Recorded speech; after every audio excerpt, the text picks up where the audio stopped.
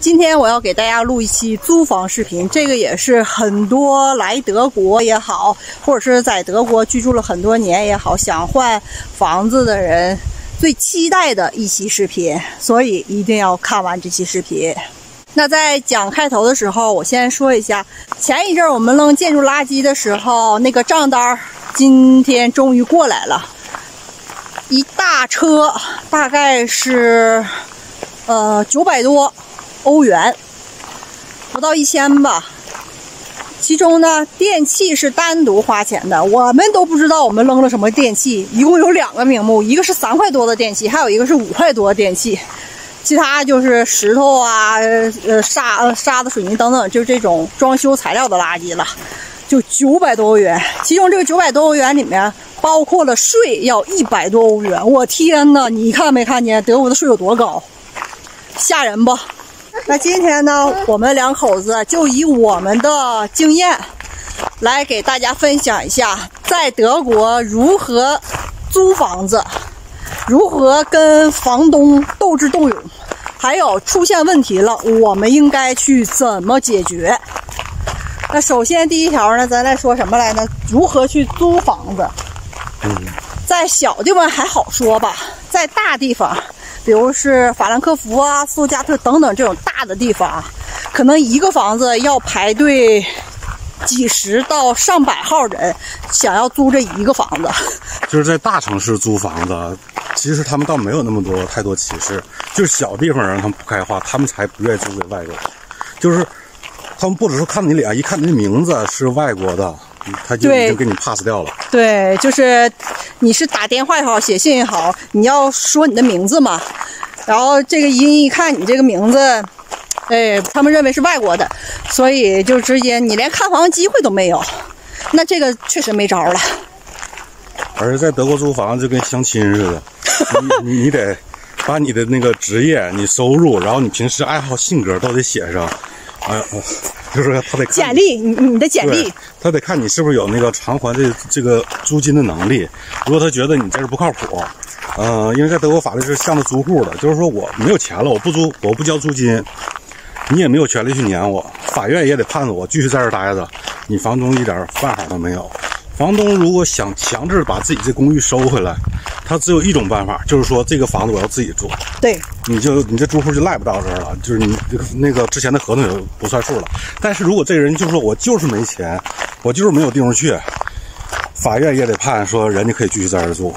所以说，在德国租房其实是强势群体，一旦你得到这个公寓的话，还有就是在小地方租房子比较困难，这是没办法。因为小地方它的国际化这种他们认知还没有特别像大城市那么广啊，他们还是局限于自己的这一块比较井底之蛙，所以呢，他们对待外国人，尤其我们这种面孔的不是特别好。像欧洲其他的国家还好啊，但是像我们就不是特别好了，因为我们当初租房的时候，找过很多房子，但是也有很多房子我们连看的机会都没有，因为我们工作也不是说在大城市里面。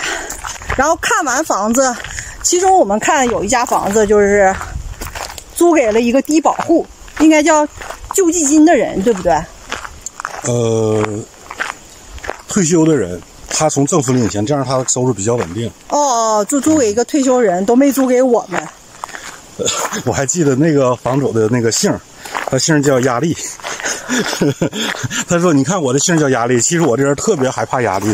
你们就是如果你要租我的房子，可千万定时打款，有什么事你别找我，我就收钱就完事儿了，这是最好的。”然后唠一堆之后，最后他还是把那房子租给一个那个退休的人，因为那样收入比较稳定。这边走吗？就是在德国如何租到一个房子。德国一般他们会在报纸上写，德国还是比较按照老式传统的方法，就在网上写，或者是他们有一些房子是写在当地的那个居民委员会，就 Hot House， 他们放在公告栏上说我这房子要租。还有一些方式就年轻一点，他们会把这个信息放到那个互联网上，或者直接放到中介那儿，中介就替他们去互联网上登记了。你这鼻子咋这么黑呢？那我要不好，我感觉。那再往前走。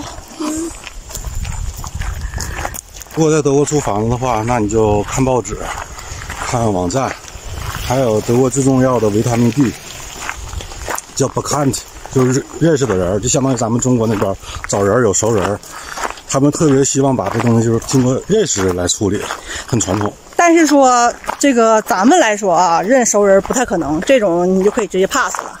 是，还有就是你要找你身边的一切朋友、同事去处理这件事。当年我在这边刚来的时候，租房子就是全公司都在为我一个人服务，大家都在为我找房子。我们单位客服负责帮我去打电话联系这些租房子的人，然后我单位还有一个负责技术的这个老头，这老大哥负责替我登报纸，还有收集各种租房的信息。还有我那个当时的领导，负责带我去各个地方看房子，负责跟那边租房的人去沟通。因为当时他的德语比我还糟了，面试全是拿英语面试了。你们别认为他英语有多好啊，真是临阵磨枪的那种。最后吧，终于租了一个房子，在当地的价格来说的话，属于中等偏高的这么一个价格。因为一般的便宜的价格我们根本租不着。因为当时我们租的是在几层，4层楼，好像3层楼，最顶端就是大，在那最顶端，然后是斜角很大的一个房子，一个屋、一个厅、一个厨房、一个厕所，大概是50平左右，700欧元一个月。不是730。哦，730呢？730。这是包括了那个 Nebenkost。就是包括了水电等等这些费用啊。在德国租房子，一旦说你得到这个房子了，公租给你了，那你在入住的第一时间，你要拿手机进屋第一时间把所有的东西全都录像。这个视频应该也不会太大，你就存在电脑里。等有一天你不在这住了，你可以把这录像拿出来。他如果说这东西你把什么东西整坏了，可以把当时录像调出来。你要进屋之后拿手机就把每一个细节都录下来，全都走一遍。然后还有就是各种水电表啊，这些数都要录下来。这个不光是你在德国租房子，你在其他的国家也好，都要这样，在国内也好，最好也要这样式的。而且在这边，如果说房东想坑你的话，他主要都集中在他说你把我物件损坏了，你要赔偿。基本上所有的这种问题都出在这上面。他如果想坑你钱的话，所以只要你拿出相应的视频出来就可以了。还有就是，当你租完房子说我不在这儿租了，你要看清你合同上提前多长时间给人消息，你要符合那个要求，而且你要用那个挂号信，就是他必须得签字才能得到这封信，就是这种是不可以抵赖的。还有在租房子之前，或者已经租成房子，你要去参加一个 Mietverein， 就是租房协会，这种费用大概在1年100块钱左右。这里边包含了律师费，就是将来如果有什么问题的话，你可以让 Mietverein 去处理，包括上法庭各方面的，他们会给你出律师、出打官司这些费用。还有这个 Mietverein 这东西也不要太迷信它，其实没什么太大用。这个之前我同事就跟我说过了，说 Mietverein 没有什么太大用，它就属于两边和稀泥，告诉你，哎呀，你这边可以了，这边啊你也可以了。他就找一个中间平衡点就完事儿了。像我们在第2个租房的时候就出现了这样的问题，就是那个往出租房那家人吧，在我们走了之后啊，我已经用了等有1个月的时间，我每天都在打扫，把那屋子弄得就是比他们交给我的时候更干净。他们交给咱的时候，他们是刚装修完，那地上那个灰呀，按理说他们是应该把这个地面都擦干净的，包括墙面都整好，但是他们没有这么做。我们打扫完以后是擦干净，擦的就比他这个装修完以后还要干净。在我们要搬家之前，我就给那儿联系，我说你过来看下房，咱们做一下交接。他说：“哎呀，明天早上我要早走，那我先上来看一眼吧。”我带他在所有屋都走了一遍，他说：“没问题，都可以，明天你走就行了。临走的时候，你最后把钥匙放到我们信箱里。”然后我就做了第2件错事儿，我没有让他当场去签字。这个东西叫 Übergabe， 你们可以在网上找一下，有这个模板范例的这个文档打印出来。他不准备，你可以随手从兜里掏，没事我有，咱们就按这个填。这个很重要啊。这个也要把你这个所有的家具情况啊、屋子干净情况，还有那个煤气、水电这各方面字儿啊，都写清楚。他只要1签字，将来这房子有什么事跟你没关系了。我当时就比较信任这家人，我也没想到有那么多事儿。因为当初咱们这个家人是我们跟他们住一个房子，他们也是刚买的房子，他们住在1楼，我们还是住在大，因为那个是600欧元，对，就是相对于便宜一些嘛。就是相处下来还是可以的吧，就是感觉还是可以，但是到后来就是人变脸的时候，就是用不着几秒钟。头一天晚上还说都好好的呢，然后看完之后说没问题，你走吧。我第2天我搬走之后，还有给他发了条消息，我说我现在搬走了，钥匙给你扔信箱里了，按咱们约定。他那边说没问题，我已经看到了，那个过一段时间我在1周之内我就把押金各方面退给你。可是呢，就一直没退，而且再一发消息他就说你还想管我们要钱？你看你们把屋子给弄的。我说怎么出什么事儿了？说由于他的描述，他在那个因为我找我的 Mr. Fahai 来处理这件事儿，然后 Mr. Fahai 那人本身他就是一个律师，他给那个人写信的时候就说我当时用大勺还有特别多的那个油，把整个房间弄得到处都是油，这是不可能的，我得拿油去甩，还说到处房间都长毛，这也是不可能，因为房子四处透风，特别老的一房子，特别好的时候四处透风，外边刮大风，屋里边刮小风，那房子绝对没有长毛的。因为我们住的楼上，完楼上还有一个间儿，那地方好像是他们通烟囱什么的，反正就是风很大。然后之后就是我把那个以往的那个对话，就用 WhatsApp 之前跟那个人的对话都整理出来了，我发给那个我的 Mr. Fahai， 然后说不行，咱们就打官司吧，因为这有记录的，之前一切都 OK 的，咱们都说好的事儿。他也确认过的。对，然后 Mr. Fahai 这时候就像我同事说的，他是两边和稀泥。倒数第2次的这个答复，就是 Mr. Fahai 给那个租房的人写信，拷贝我一份，他说。基于两家现在就是有不同的想法，那么咱们接下来可以按照法律程序来走，去打官司。然后说，我房东这样，他有责任去提供证据，就说我把这东西整坏了或整的不好，他得要有相应的视频呢，我得认可的视频证据什么的，他也提供出来。对，这是他的责任。然后同时这来了啊，他又给我也来这么句话，说我呢这边也可以问问。我这边的客户是不是可以接受一个往下降一点的这个赔偿？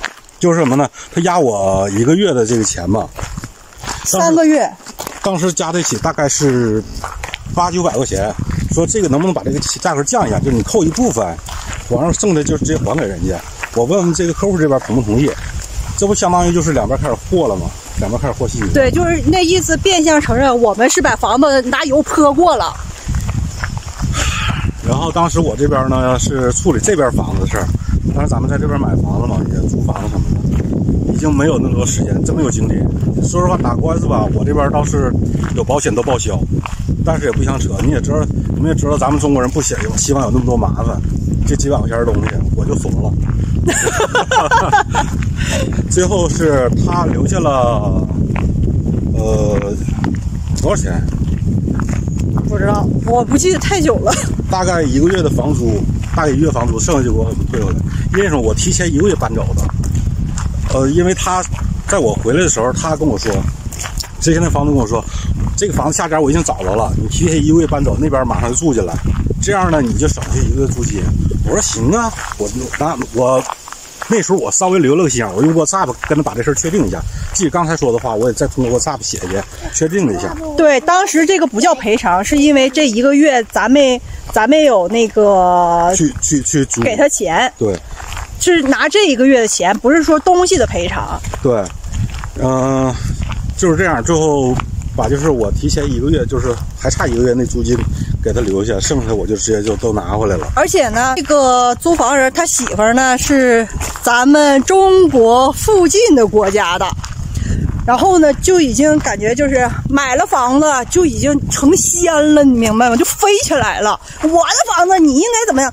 就当时我们租这个房子的时候，就是住的时候，他们不是住1楼嘛，然后我们洗衣机我们想摆到楼上，因为我们这个思想都是摆到浴室或者是厕所这种嘛。不行，不可以，你们必须要摆到地下室里去。我们住的时候总共3个屋，1个厨房，还有1个厕所。然后其中呢，你就我们俩来说也住不了那么多，然后我们就住在离厨房近的1个屋，其他的屋呢我们就一直关上门，点稍微小的暖气，这不就可以了吗？不可以，他们上来检查东西的时候就发现你这个门必须要一直开着，你这个暖气要开着，然后你这个窗户也要开着，大冬天的，我天哪！你这暖气是告诉我们必须开到3，是3吗？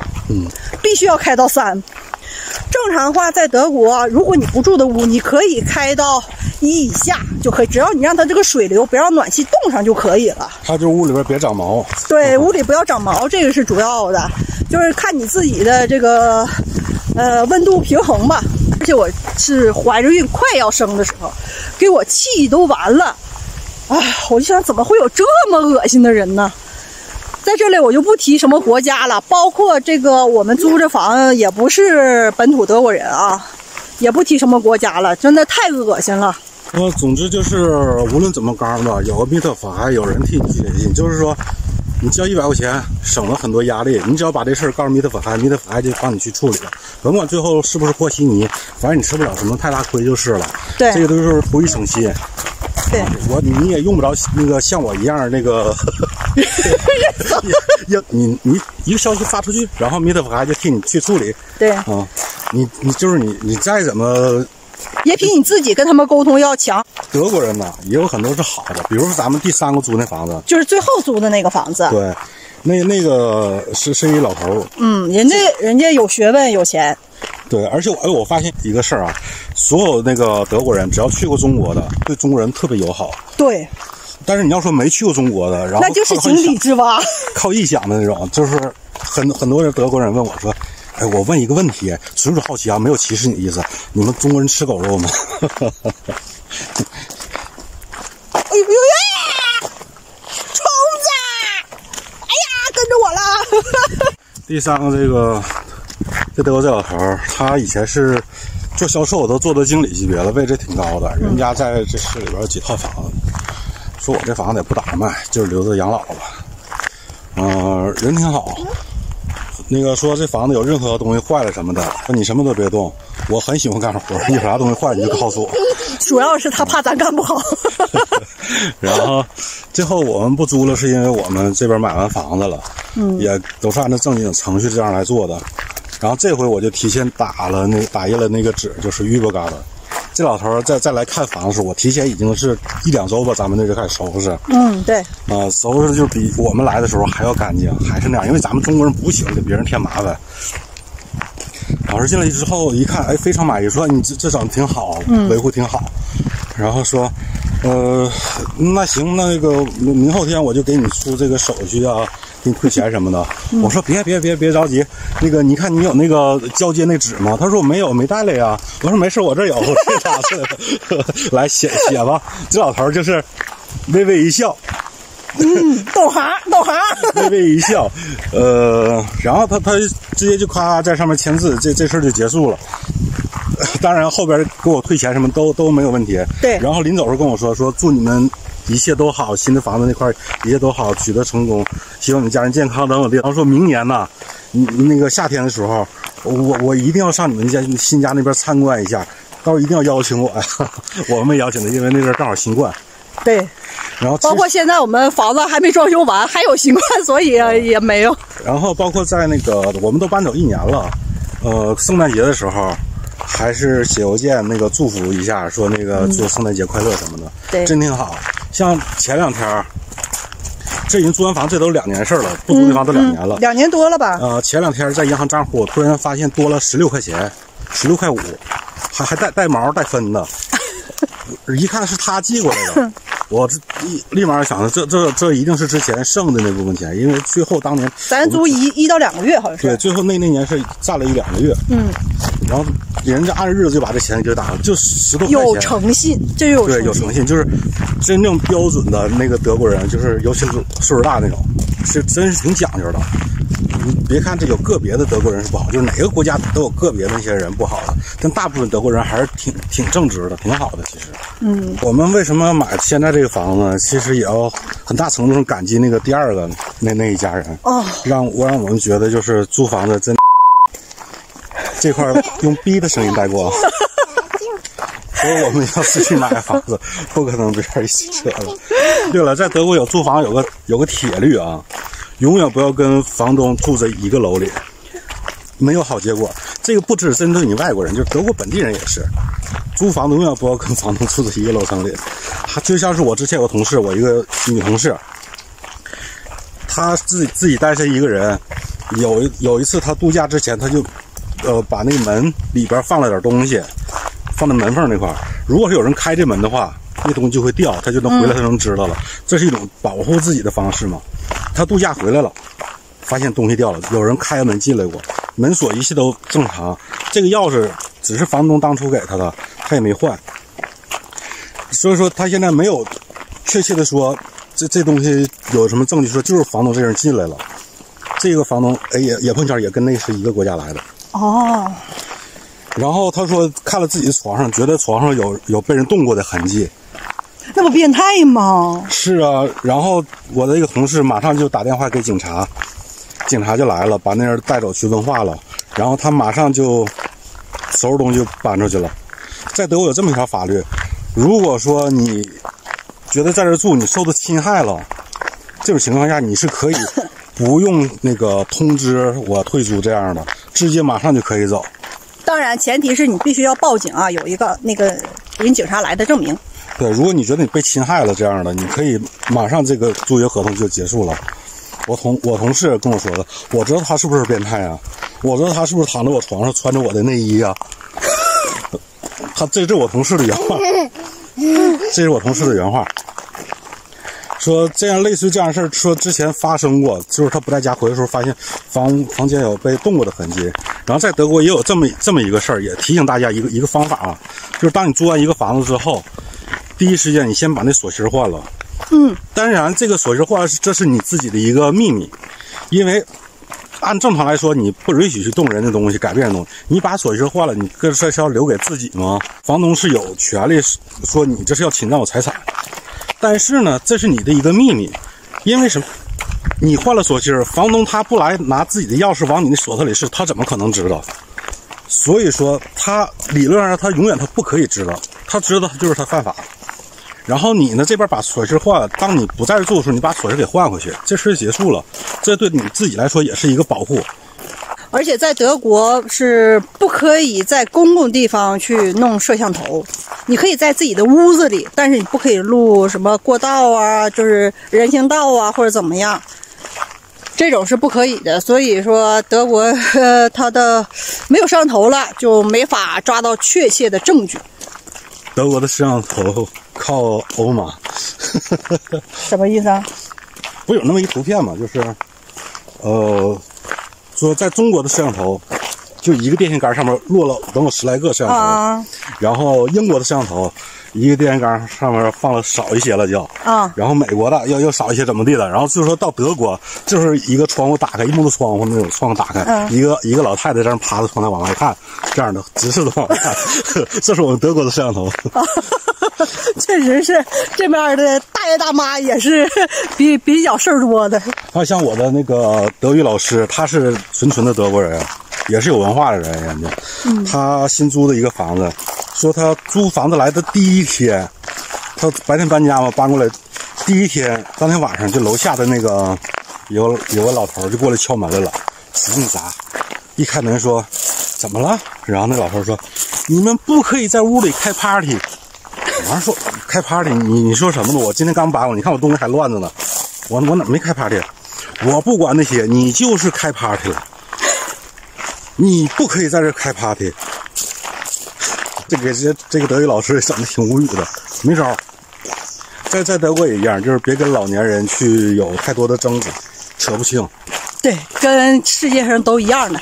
还有一种特殊的租房的形式，就是从市政得到的那种房子。如果你能得到一个市政分给你租的房子，那你就太幸运了。那个不是快速的，那个是慢速的。但是那个是真划算呐。市政的那个往出租的房子，这个产权属于政府，他会往出租这房子，但是价格非常低，可便宜了。可能啊，一般会相当于你正常租市面的房价的一半，就能把这房子得到。而且因为他的房东是市政，那就没有那么多特别多的事儿的那些东西啊。你要想租到这个房子，你要排可能2到3年。不一定，各个城市不一样。就你要排，反正就很久，按年来计吧。对，按年来计。但一旦你得着的话，就是非常划算，真便宜。我们刚才说这些都是我们从到德国开始，经过了3个租房子，这个房东的各种情况跟大家说一下，以及租房时候遇到的一些问题都跟大家说一下。这期视频呢比较长啊，但是呢对你们真的是太有用了。这期视频呢也是很多朋友想要让我出的视频，因为毕竟刚来德国，我不敢说100%，那是有钱人排外，但是基本上都是先要租房子，不管学生也好，还是说来这边工作也好，都是要先租房子。那这期视频对你真是太有用了。租房这期视频就到这里了，给讲了这么多，也感谢大家能够完整的听完。下次我们也要再抽时间给大家再发一期买房子的视频，当然也是为了想买房的人，这个也是很关键的。记住关注德国大伟，给我们点个赞。有什么想说的，或者关于租房子有什么东西想问的，都可以打在评论区，我看到后我就会回复你。感谢大家，我们下期再见，拜拜。